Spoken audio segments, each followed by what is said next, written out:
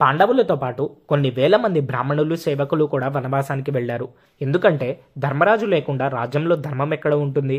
అందుకే వచ్చారు. కానీ ధర్మరాజేమో కంగారు పడ్డాడు. ఎందుకంటే వాళ్ళందరికీ ఫుడ్ ఎక్కడి నుండి తేవాలి? అప్పుడు ఆయన సూర్యుడికి ఉపాసన చేసి అక్షయ పాత్ర సంపాదించాడు. ఇక్కడ కర్ణుడేమో దుర్యోధనుడితో వాళ్ళ దగ్గర సైన్యం లేదు కదా, వెళ్ళి వాళ్ళని యుద్ధం చేసి చంపేద్దాము అని వార్ ప్లాన్ చేసుకుంటే వేదవ్యాస మహర్షి దివ్య దృష్టితో చూసి ధృతరాష్ట్రుడికి చెప్పాడు, నీ కొడుకుని ఆపు, వాళ్ళు ధర్మంగా వనవాసం చేస్తుంటే వెళ్ళి యుద్ధం చేసేది ఏంటి? బుద్ధి లేకుండా వీళ్లే చనిపోతారు అని ధృతరాష్ట్రుడికి చెప్పాడు. ఈలోపు మైత్రేయ మహర్షి వస్తే ధృతరాష్ట్రుడు పాండవులు ఏమి వనవాసం మధ్యలో ఆపేసి యుద్ధానికి వచ్చే బుద్ధితో లేరు కదా అని అడిగాడు. అప్పుడు మైత్రేయ మహర్షి, వాళ్ళు ధర్మం తప్పితే సూర్యచంద్రులు గమనం ఆగినట్టే, కానీ నీ కొడుక్కే బుద్ధి లేదు అంటే దుర్యోధనుడు వెకిలి నవ్వు నవ్వి తొడకొట్టాడు.